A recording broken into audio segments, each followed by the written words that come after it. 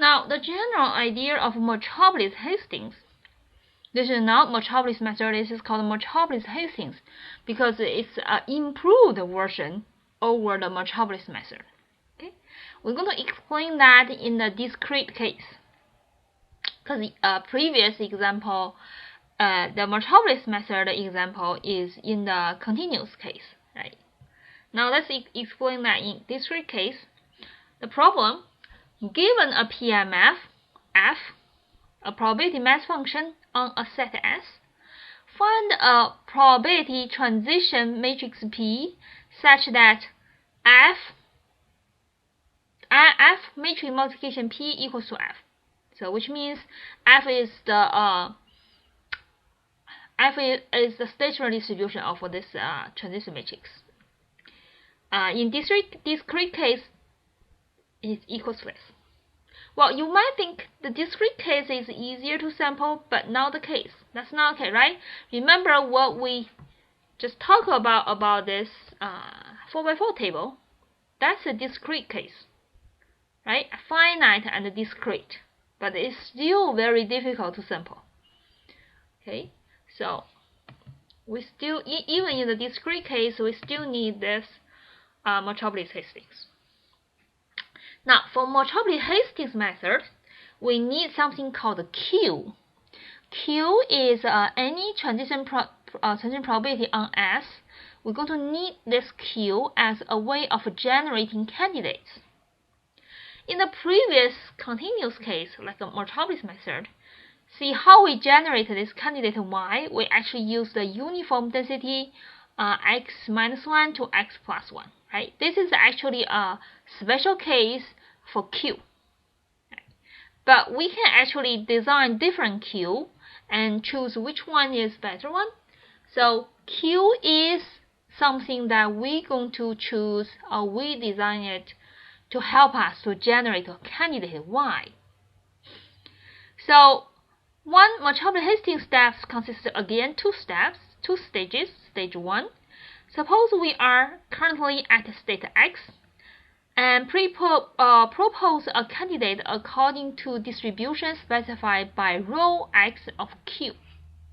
Right? That is that the candidate Y with probability QXY. Okay, so this Q, you can think about it's a matrix. If you think about the 4x4 table example, the current state X is a 4x4 table, and then we need to propose a new table, right, from our current table. So how to propose them in the 4x4 table example, you see, we actually we couldn't write down the Q, right? It's not easy to write down Q, but we can describe how we're going to propose this Y candidate, the new table. So in general case, that's a proposed transition probability matrix called Q. Okay, stage 2. Now we let Y denote a candidate actually proposed. Okay, so then we calculate a ratio R, that is Fy times Qyx divided by Fx times Qxy. So F is our target distribution, right? So Fy is the PMF on Y, and Fx is the PMF probability on X. Now this Qyx, you see that? That's actually the probability you will propose X from Y. Right? You propose back. If you are currently at Y, what's the probability you're going to propose X? Now Qxy is the probability you're going to propose Y from X. Okay? So that's the Q we use in the proposal. After you calculate this R, now we're going to decide whether we're going to accept it or reject. If R bigger than 1, bigger or equal to 1, then we always accept. So xt plus 1 always equal to 1. If R smaller than 1, we accept the candidate with a probability R and reject the candidate with probability 1 minus R. Okay, if you think about the 2x2 table case, okay, you think about it. In that case, you can see that the probability you propose x to y is actually always the probability you propose y to x. Okay, if you think about how we propose, look at this.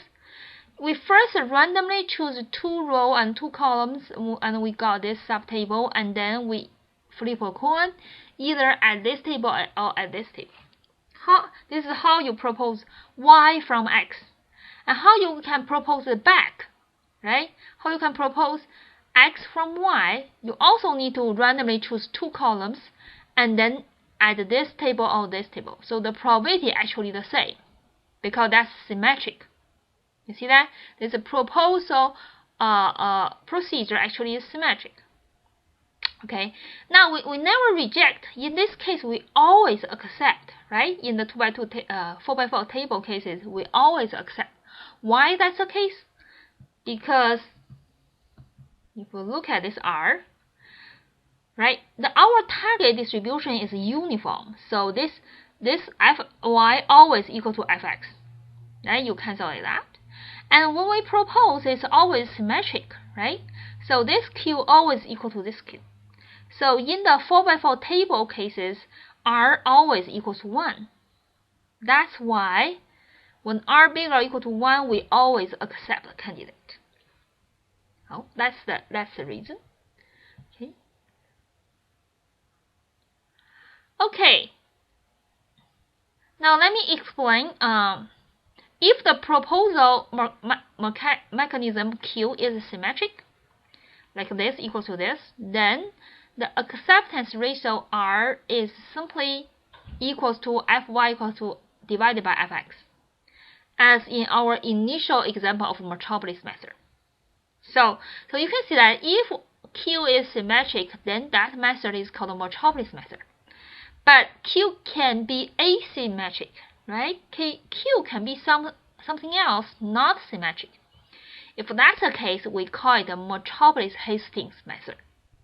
Okay, that's some difference between Metropolis method and the Metropolis-Hastings method. Okay, now a concept way to describe this Metropolis Markov chain probability transition matrix. So if I do these 2 steps, clearly I got a Markov chain P, right? Where the F is the stationary distribution. Now, what is P exactly in here? You can think about this way. The P, x to y, okay, the probability you will transit from x to y actually equals to, first you need to propose y, right? So that's qxy. Then you need to accept or reject, right?